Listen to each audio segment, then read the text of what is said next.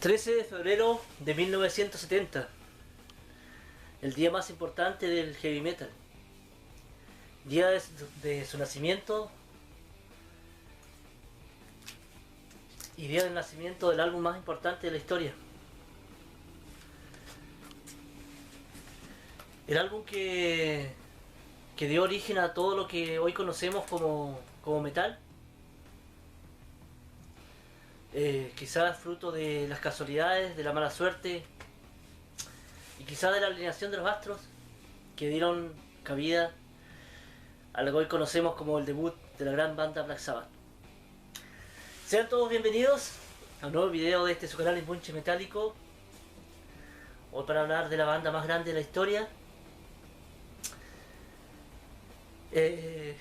Para mí es la banda que dio inicio a todo lo que hoy conocemos como metal.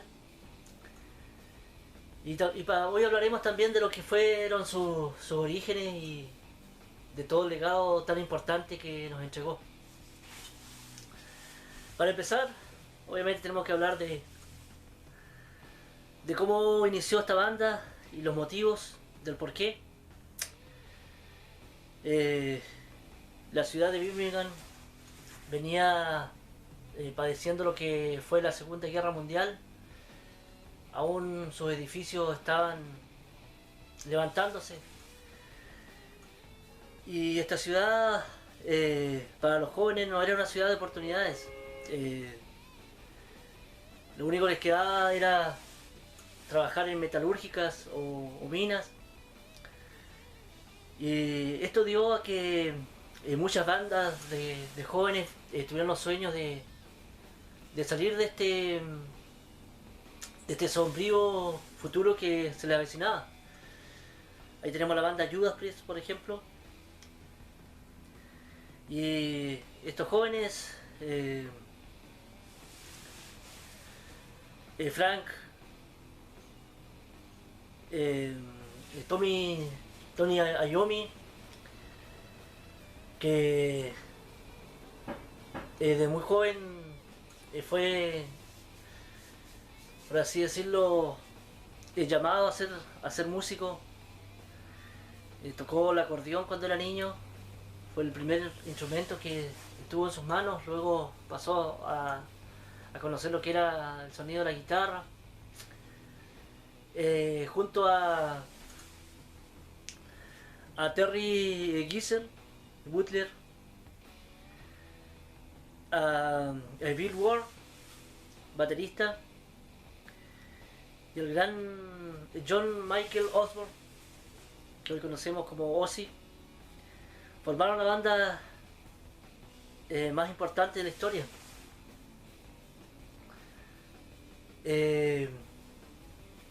Y una de las casualidades, fruto de la desgracia,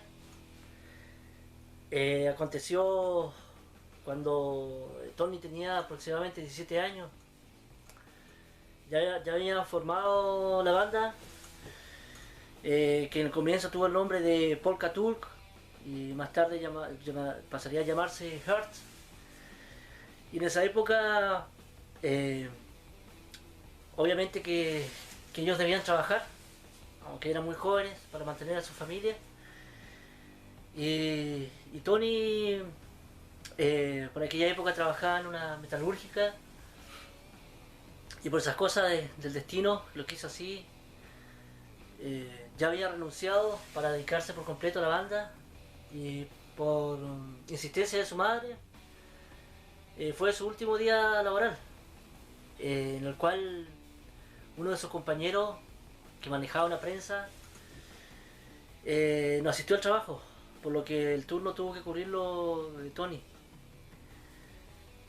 Y como les dije, por cosas del destino y quizás mala suerte, pero que más tarde sería el acontecimiento más importante de la historia dentro del que hoy conocemos metal, Tony se corta las dos falanges de los dedos, el dedo anular y dedo del corazón. Al manipular la prensa, se le cayó la navaja le cortó los dedos. Fue para él, simplemente se le vino el mundo abajo, especialmente cuando los médicos le dijeron que nunca más podría volver a tocar la guitarra. Y por ahí él mismo cuenta en una entrevista posteriormente que su jefe, que más tarde sería su amigo, le comenta de un músico de jazz el cual sufrió quemaduras en sus dedos y no le fue impedimento para poder seguir tocando el instrumento. Por lo que se dio valor y trató de tocar la guitarra, pero el dolor le dificultaba mucho la digitalización. Por lo que él mismo fabricó en la punta de sus dedos con trozos de botella y cuero un par de prótesis. También para no sentir tanto dolor, cambió las cuerdas de guitarra por un bajo y las conectó a amplificadores de bajo. Con lo cual, al bajarle la afinación, nació un sonido potente, pesado, reptante, que fue el germen de lo que conocemos como heavy metal y lo que posteriormente todas las bandas vendrían a ser. Y además incluyendo el sonido tritono que en el medioevo se deducía que era un sonido que provenía del mismísimo diablo. Lo que llevó a ese sonido a ser tan especial. Y con la voz nasal de Ozzy, una voz nasal, aguda, pero al mismo tiempo omnipotente. Más el bajo de Terry Butler, un bajo marcado. Y crearon lo que conocemos hoy como el sonido de Black Sabbath. Otro acontecimiento que también ayudó a todo esto fue una incursión por un tiempo de Tony Iommi en la banda Jethro Tull,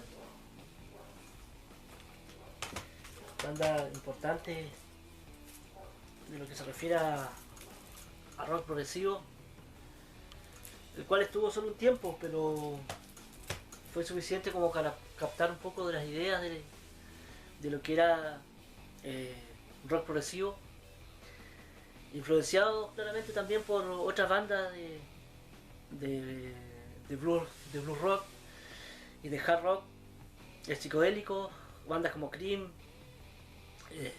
por supuesto Jimi Hendrix, Blue Cheer, lo que le dio un sonido atmosférico, sombrío,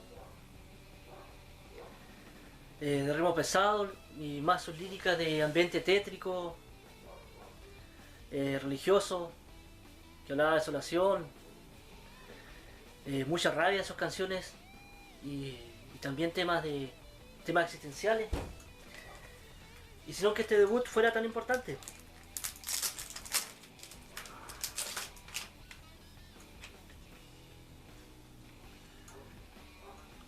El álbum antes mencionado de 1970, que fue el punto de partida para lo que hoy conocemos como heavy metal.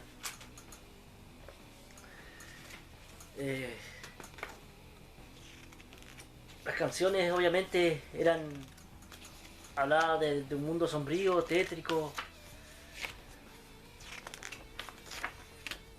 malsano, de mucha opresión. Llevaban a que este disco, para la crítica especialmente, no fue bien recibido. Para los jóvenes fue totalmente algo novedoso. El nombre de la banda se dice que lo tomaban de una película que en Inglaterra llegaría con el nombre de Black Sabbath, Fue una película del año 1963 que originalmente tenía el nombre de Las Tres Caras del Miedo, una película de Mario Brown, y que ellos adoptaron el nombre ya que en la sala de cine de aquella época eh, decían que las filas eran interminables para asistir a ver lo que era esta película. Y le llamó obviamente la atención el nombre también. Y como tuvieron problemas con la banda, con el nombre de anteriormente se llamaban Hurt, había otra banda que tenía el mismo nombre y los confundían, así que por eso decidieron tomar este nombre. Y este disco, obviamente que es el pilar fundamental de lo que hoy conocemos como metal, inicia con la canción Black Sabbath, una canción raptante, pesada, inicia con las campanas, unas campanas que incitan a lo que ellos querían entregar, querían causar miedo, ya que al ver que la gente se fascinaba por lo que era el terror visual, obviamente el terror sonoro también le iba a causar lo que nos causa a todos los seres humanos, un miedo, pero al mismo tiempo nos llama a querer conocer más de ellos. Esta canción de Black Sabbath, según lo que ellos cuentan también, fue un sueño que tuvo el bajista, en el cual vio la presencia en los pies de su cama y que lo llamaba y que él no tenía forma de despertar. Y eso es lo que cuenta un poco la canción.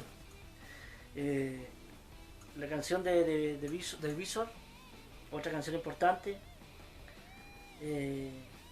lo que se conoce como NIB, que podría traducirse como The Native in Black, una canción que es una especie de carta que le hacen al diablo, Evil Woman, y un par de covers que son Leaping Village y The Burning. Hicieron que este disco de tan solo 8 canciones ingresara a este mundo como uno de los discos más importantes. Para mí es el disco germinal de lo que hoy conocemos como música pesada. Ese mismo año lanzan el Paranoid,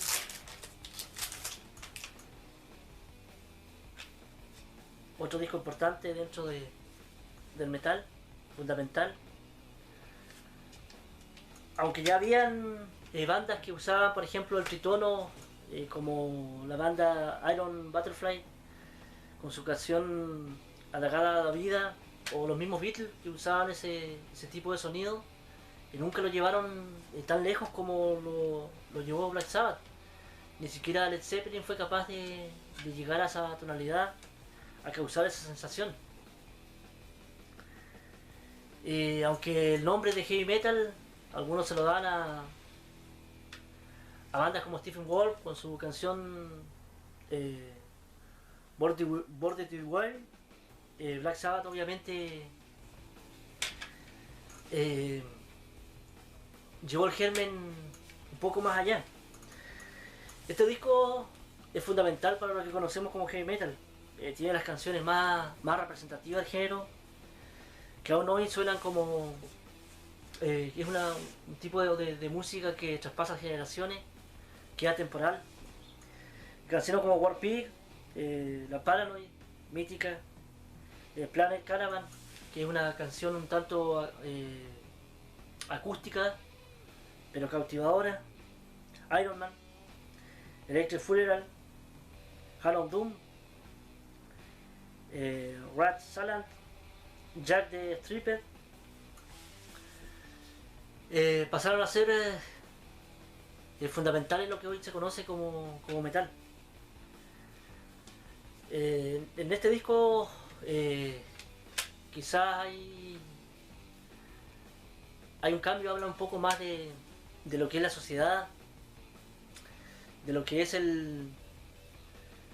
eh, la violencia, la involución en el ser humano. Pero es un disco sumamente importante. Para quien quiera conocer el heavy metal, es obligatorio. Año 1971 nace el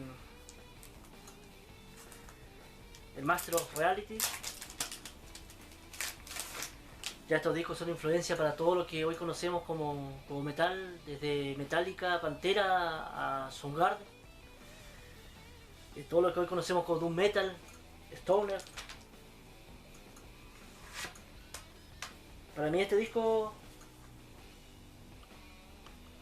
ya había una cierta maduración dentro del sonido de Black Sabbath. Es un sonido más diverso, tiene un aura, ya se alejan un poco del aura satánica de sus primeros dos discos. Hablan un poco más de lo que es la sociedad. Vamos a explicar un poco el directo. Estos discos son de los 70.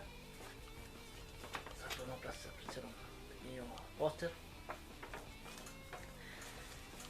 Para mí este álbum es dentro de los, obviamente que los 7 primeros de discos de Black Sabbath, como alguien dijo alguna vez por ahí en alguna revista,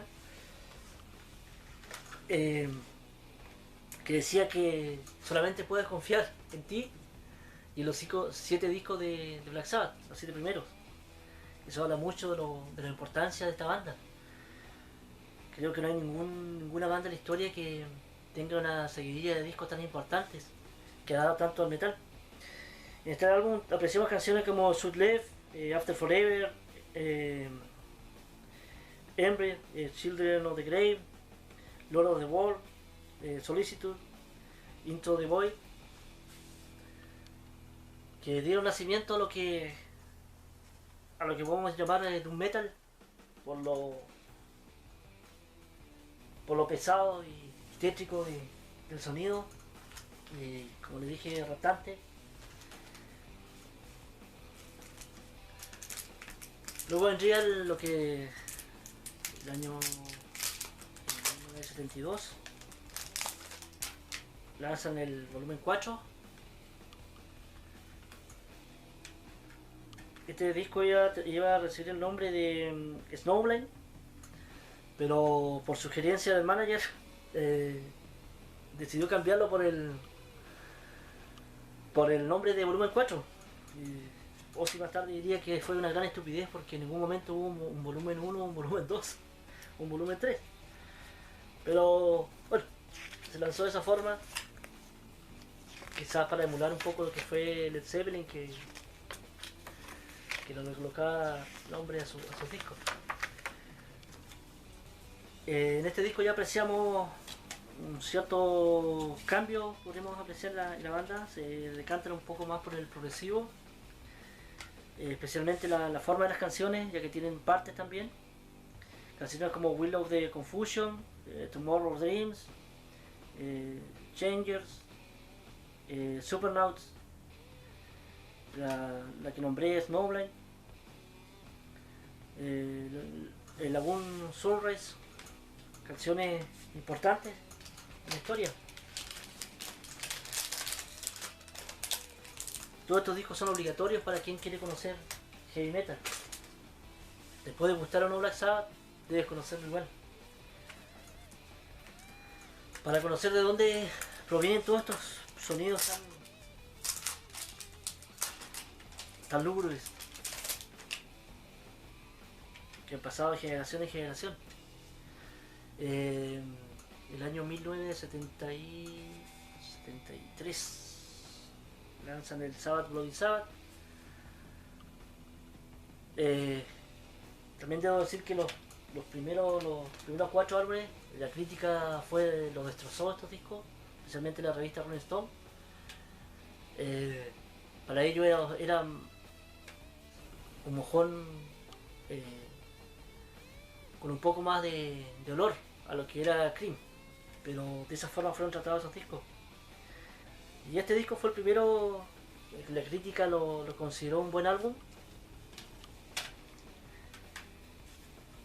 Obviamente las canciones son un poco más, dicen un poco más lo que es comercialidad, diría. Se acercan un poco más, se alejan de lo que es lúgubre, tanta, tanto sonido, tanto hablar de... No hay cierta forma de hablar del diablo ni ese tipo de cosas, habla un poco más de lo que es la sociedad. Canciones como Sabbath Bloody Sabbath, A National Acrobat, Sabra Cadabra, y más tarde incluiría en su repertorio Garage Inc., la banda metálica, Will You, Spiral Architect. Otro disco importante para el género. Pocos fueron labrando el sonido, haciéndolo más pulcro.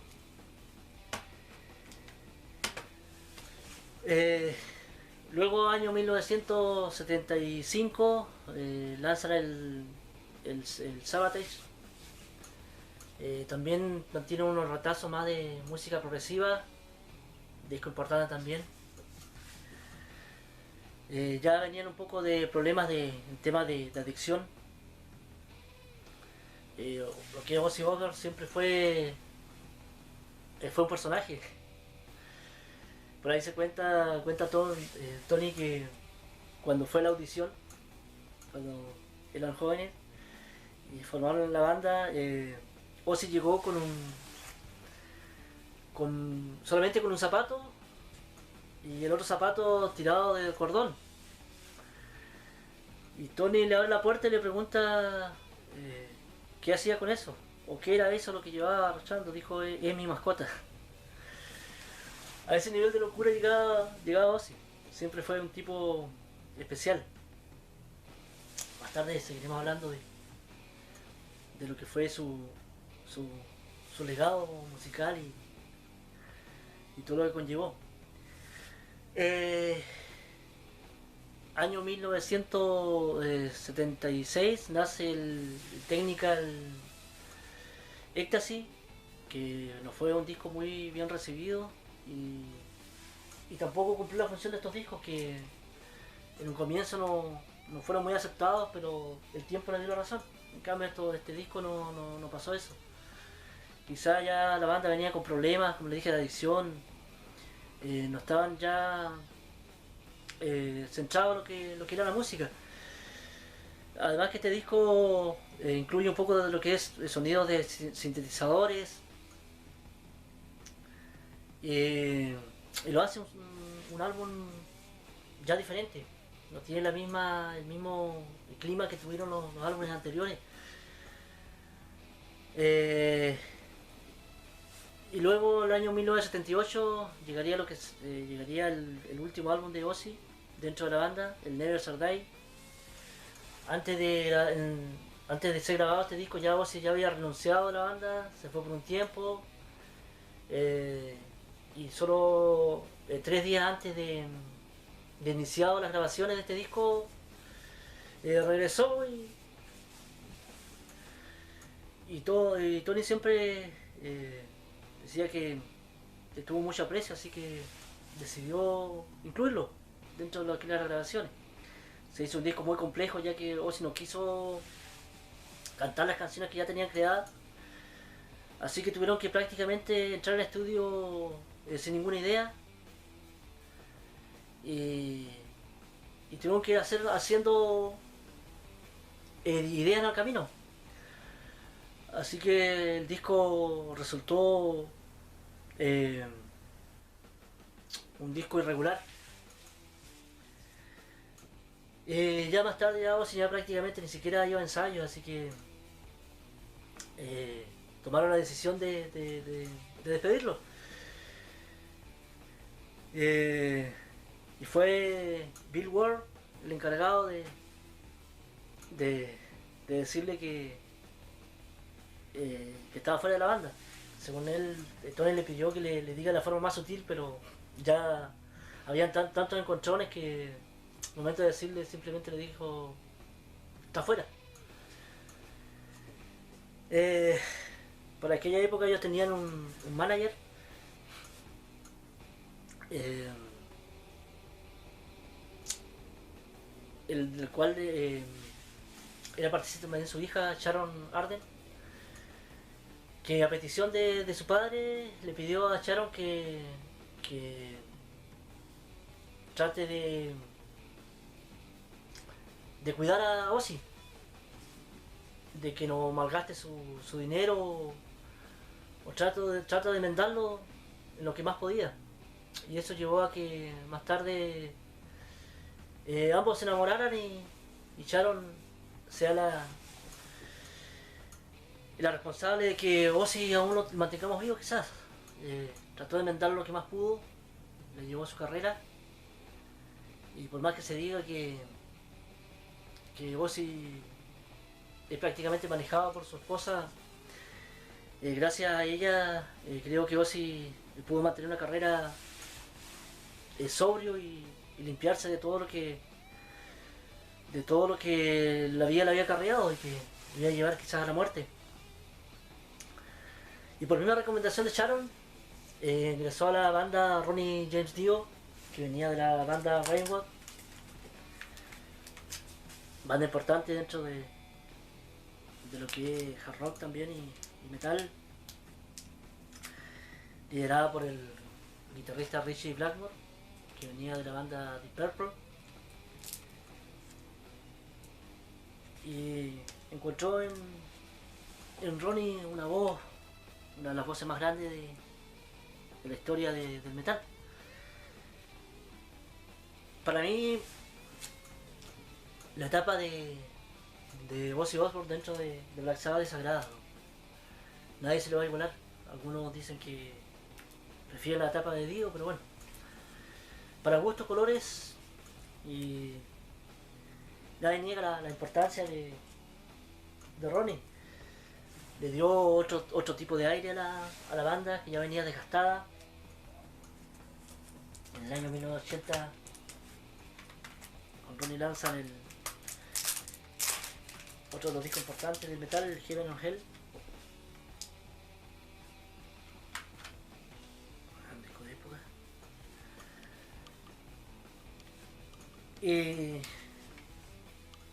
Y Ronnie acá le incluye parte de lo que los bocetos de los álbumes de aquella época no eran muy coloridos, que digamos, pero lo importante es el sonido. Y como les decía, Ronnie venía con las ideas de lo que habían planteado en Raymond. Era un poco hablar de temas de época medieval, de lo que llevaría también a más tarde a hacer la temática de lo que fue el comienzo del power metal. Temas un poco bíblicos, medievales, y eso fue trasladado a Black Sabbath.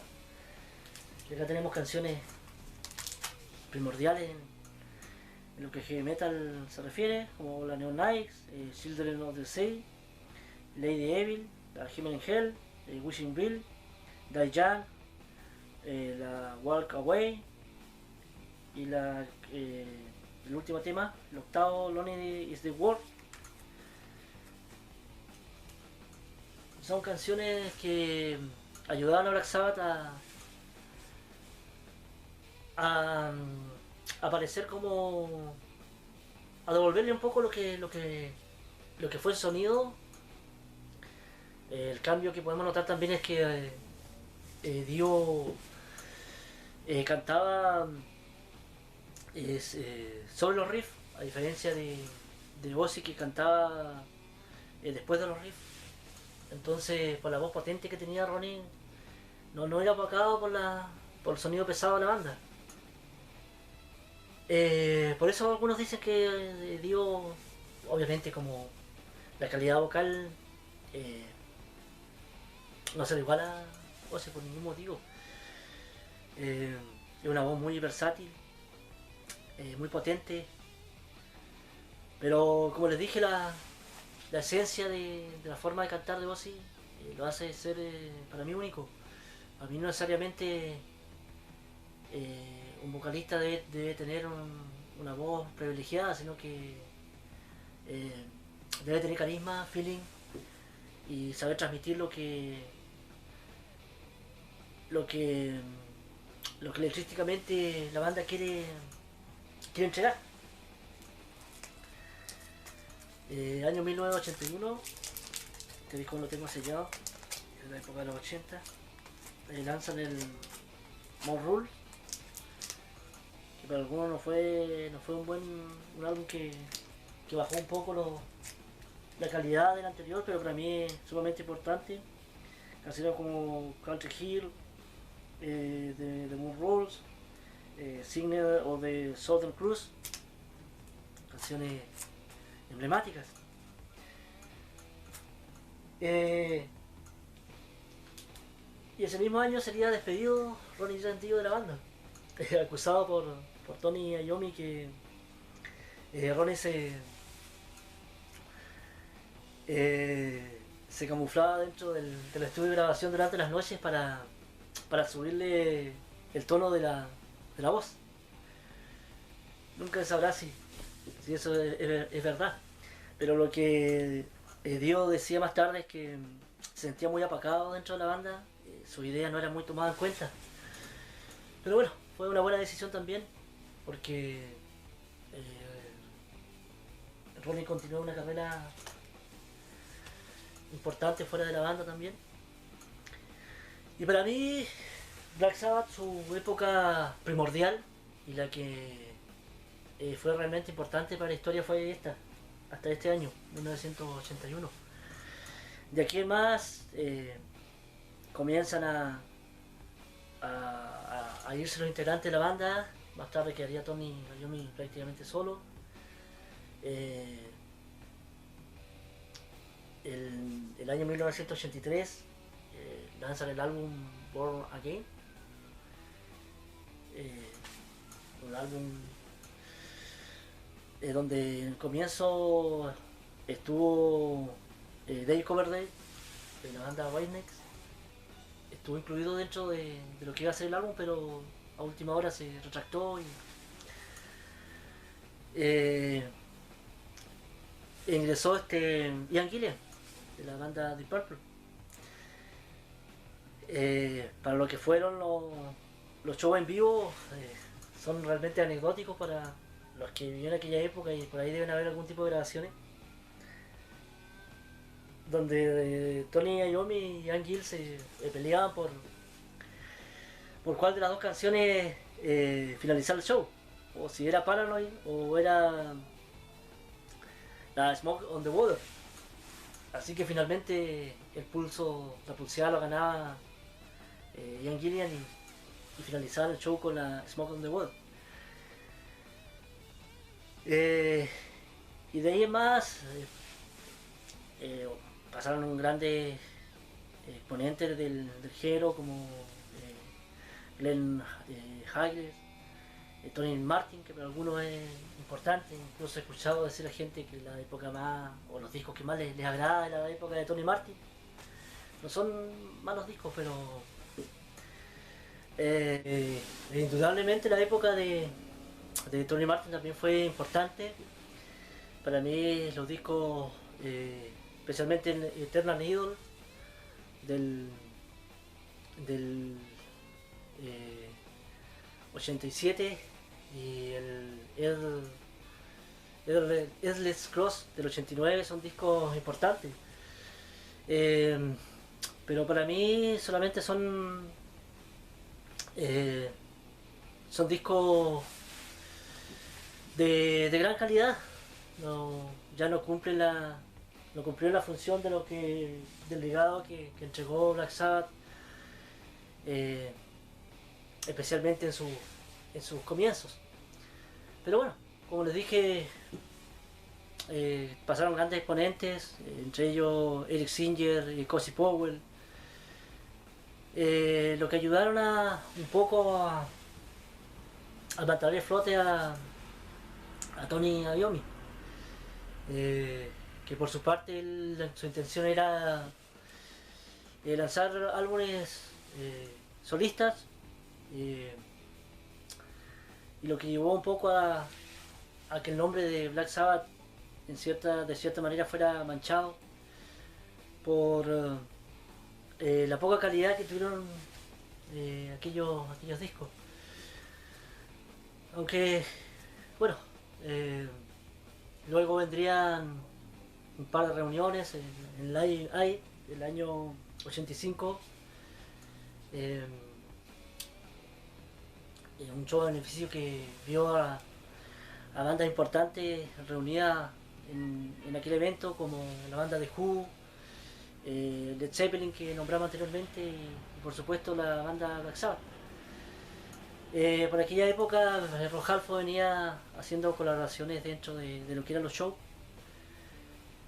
y tuvimos la oportunidad de ver a los 4 integrantes fundadores de Black Sabbath. Más tarde vendría un álbum con Dio, de Sumanice, y luego, por problemas legales que tuvieron con Ozzy Osbourne, decidieron cambiar el nombre de Heaven and Hell, que lo llevó hasta el día del fallecimiento de Dio, con la banda Heaven and Hell junto a Tony Iommi. Día trágico, el 16 de mayo del 2010, cuando fallece Tony. Más tarde se reúne nuevamente con Ozzy, año 2012 aproximadamente,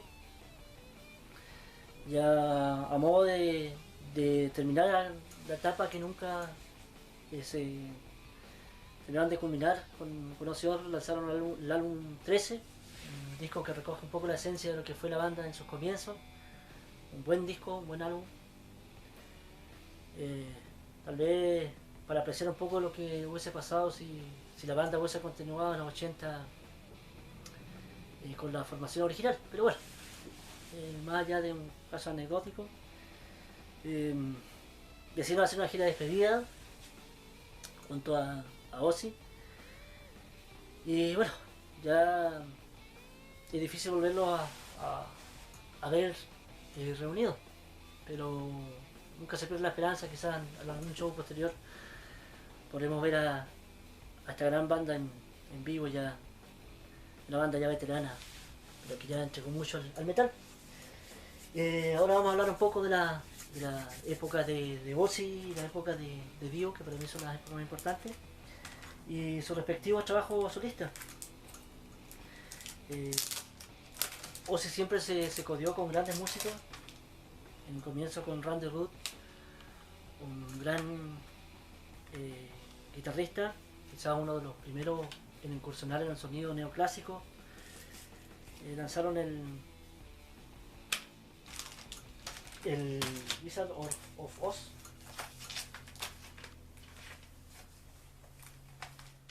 disco importante para entender lo que era el metal en sus comienzos. Para acá lo tenemos.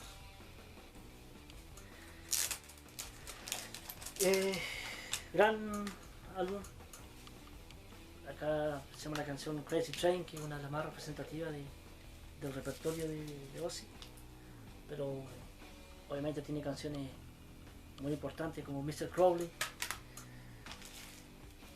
Y como le decía, siempre se codió con grandes músicos, quizá un poco influenciado también por Richard, que fue la responsable de que Ozzy mantuviera su nivel, siempre con su locura, obviamente. Dentro de anécdotas que recuerdo de Ozzy siempre fue un personaje, por así decirlo, un tanto loco, que siempre le dio al género parte de su travesura, de su locura. Como también es conocido en esta época, cuando en una reunión junto con los productores del sello Ciber Record, él toma un par de aves de una jaula, les corta la cabeza y con la sangre firman el contrato. Eh, Nunca sabremos si es verdad o mito, pero lo que llevó a que se conociera la afición de Ozzy por morder aves. Y lo que llevó a que en los shows de aquella época, de este álbum de Iron Maiden, un joven de 17 años le lanzara un murciélago al escenario. Y Ozzy, el disco también, pensando que era de hule, lo mordió, le arrancó la cabeza. Y lo que cuenta en su biografía es que al sentir el amargor y la espesura de la sangre del animal en su boca, se da cuenta de que se estaba tragando la sangre. Así que trató de terminar lo más rápido que pudo el show y se fue al hospital de urgencia para ser vacunado contra la rabia. Parte de las locuras del gran Ozzy Osbourne. Lamentablemente su guitarrista, Randy Wood, un guitarrista por lo demás, uno de los mejores guitarristas de la historia, joven con capacidades únicas, falleció en una de las giras tratando de manipular una avioneta que el mismo Ozzy le había regalado. Este disco de tributo de lo que recoge un poco las canciones de sus primeros dos discos con Randy Wood. Lamentablemente al manipular la nave se baja mucho la altitud y se estrella contra los camiones que transportaban los equipos. Duro golpe para Ozzy, que además de su guitarrista lo consideraba uno de sus mejores amigos.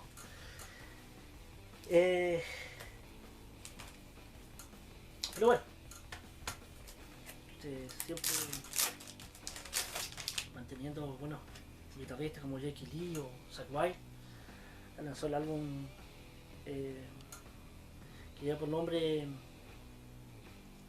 The Red for the Weeknd, un disco de los 80 también, para conocer un poco lo que fue el sonido de Ozzy en aquellos años.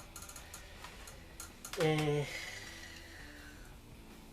había faltado este disco, un disco en vivo importante también, tuvo que ser el año 84 aproximadamente, no, un poco antes, tuvo que ser 80 y algo, porque Black Sabbath había lanzado un par de álbumes en vivo con Dio, pero no les dio muy buenos resultados. Ya sea por lo que hablamos anteriormente, que Dio venía un poco desgastado de la banda ya, porque no tenía no recibía la atención que realmente merecía. No era tratado como lo que era, además de ser un gran compositor, un gran cantante, un gran vocalista. Y Ozzy, aprovechando un poco esa oportunidad, decide lanzar un álbum en vivo que recoge las canciones más icónicas de la banda Black Sabbath. Y este disco en su época fue conocido como prácticamente el disco oficial de la banda Black Sabbath en vivo, ya que en la época de Ozzy anteriormente no habían lanzado álbumes en vivo, así que este disco pasó a ser prácticamente lo que recogía lo mejor de la banda en vivo. Además que Ozzy cumple una función estupenda en la voz, estaba en uno de sus mejores momentos.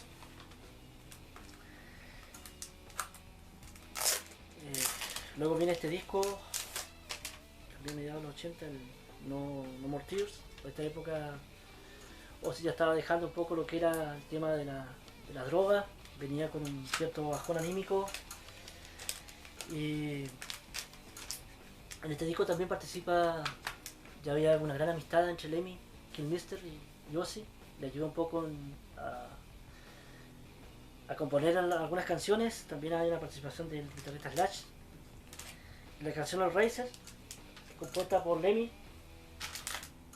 ese mismo año también lo lanza en su disco March of Die. de la misma canción pero interpretada por Lemmy Kilmister. Bueno, siempre gracias a Sharon también, que venía apoyando a Ozzy. Acá tenemos el disco de Última Sin. Este disco, eh, más tarde, cuando fue remasterizado, tuvo problemas, ya que tuvo problemas con los integrantes, y también por idea de Sharon decidieron prácticamente cambiar toda la instrumentación. Año 2001, lo que llevó a que la mayoría de los fans no nos agradara esa remasterización. Esta remasterización es del año 2006, así que no corresponde eso. Así que les aconsejo que lleguen a comprar algún disco en físico, no compren esa remasterización de ese año, 2001.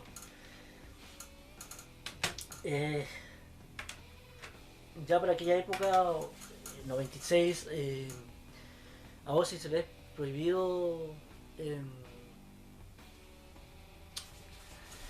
y un poco también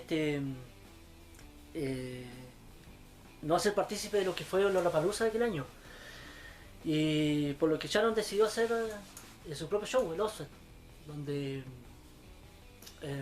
invitaron a bandas jóvenes como Linkin Park, Limp Bizkit, junto a bandas veteranas,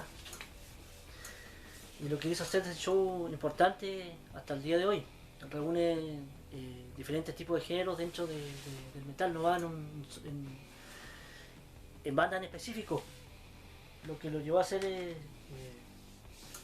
un festival importante en lo que se refiere a rock y metal.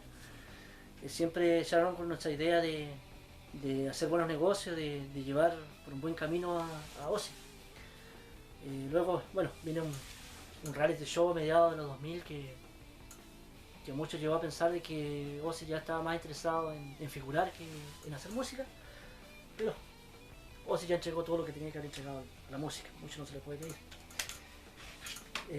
A finales de los 90 tenemos Los Mozzie, que para mí es un disco sensacional. Acá ya participa Zakk Wylde, gran guitarrista,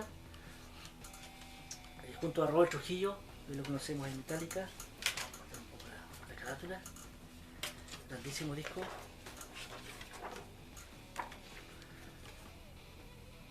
Para mí, de los discos de la época más reciente de Ozzy, uno de los mejores álbumes. Después viene el año, aproximadamente año 2000, el Down of Earth. Para mí este es el último disco de Ozzy que tiene ya que tiene gran calidad. Quizá un poco ya acá un poco inspirado por lo que es sonido más alternativo, pero mantiene la pesadez y la esencia de lo que ha sido Ozzy Osbourne. Gran álbum también. Como le digo, con Zakk Wylde y Robert Trujillo. Que después de este disco ingresaría ya a Metallica. Y lo que respecta a Ronnie James Dio, para mí sus primeros dos trabajos son los trabajos más importantes de su carrera. El Holy Diver, gran disco, esencial también para quien quiera conocer el sonido de heavy metal de los comienzos de los 80. Tenemos canciones como Stand Up Shout, Holy Diver, La Gypsy, la Doctor Stranger, la Raymond in the Dark, canciones importantes para el género. Acá Dio también se nutre de gente de sangre joven. Participa el guitarrista Brian Campbell, que hoy lo conocemos en la banda de Leppard. Acá hizo su debut el año 98 aproximadamente, donde a mi gusto ya en la banda de Leppard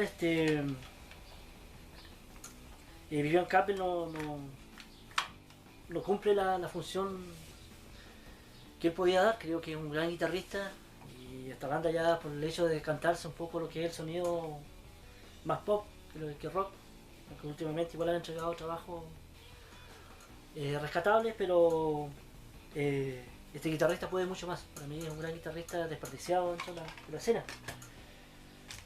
Pero con Dio cumplió un papel fundamental. Si ustedes escuchan estos dos discos, nunca pensarán que hay un guitarrista tan espectacular en ambos discos. Acá de por sí nota su calidad, pero en este disco no va a notar que prácticamente no, ni siquiera hay solos de guitarra.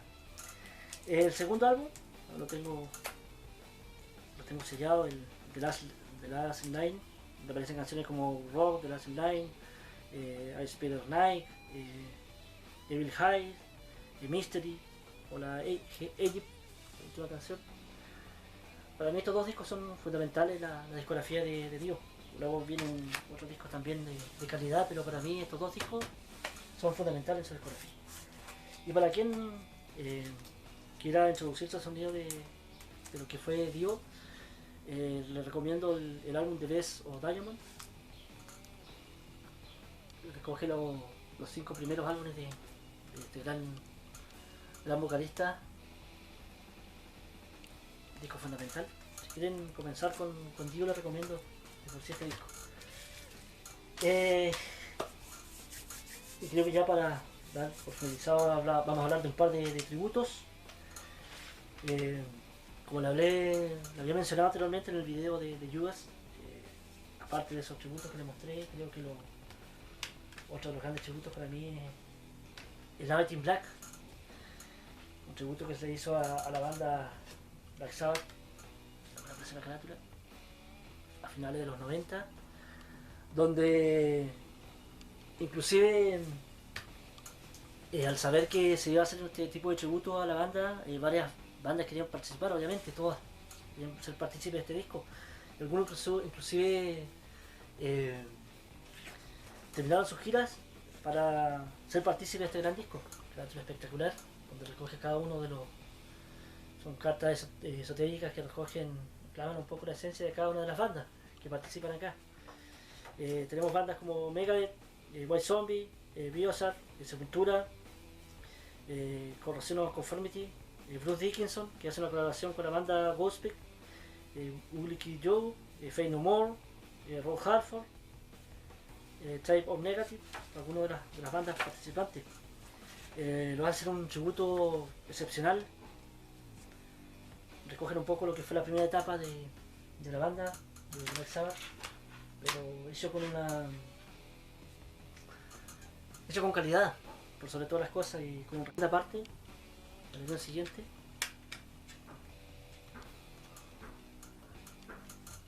Donde participan otra cantidad de bandas importantes.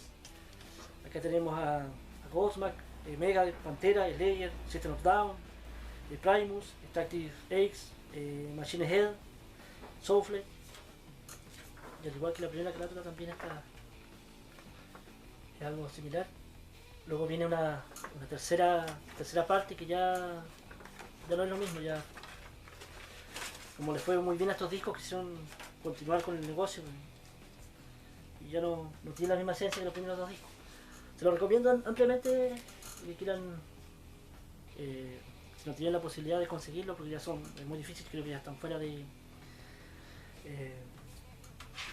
están prácticamente fuera de venta ya. Pero pueden encontrarlo en la web como Native in Black, volumen 1, volumen 2, grandes discos.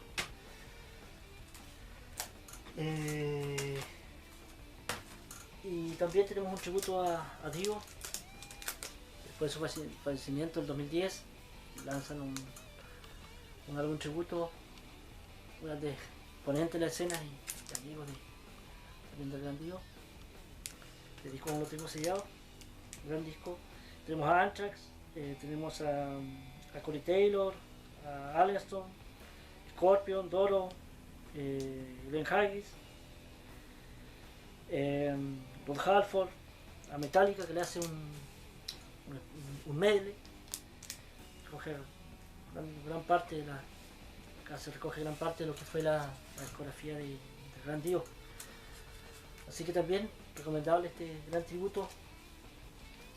Aún yo creo que debe estar en venta este disco. lo pueden encontrar por ahí.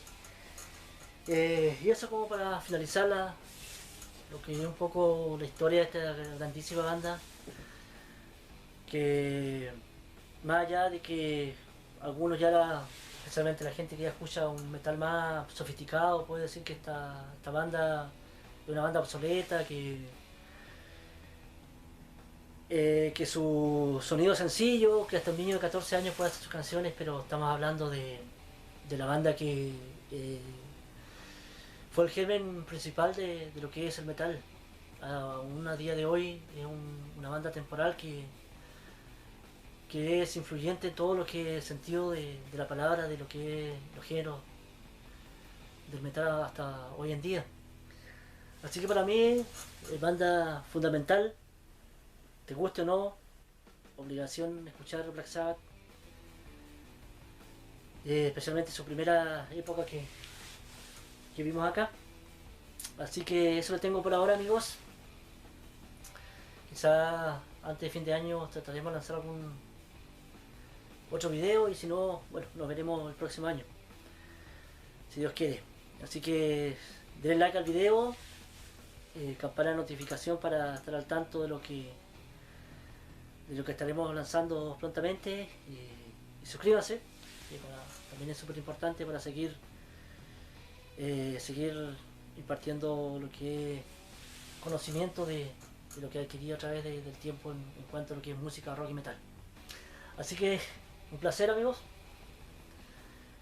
Nos vemos pronto.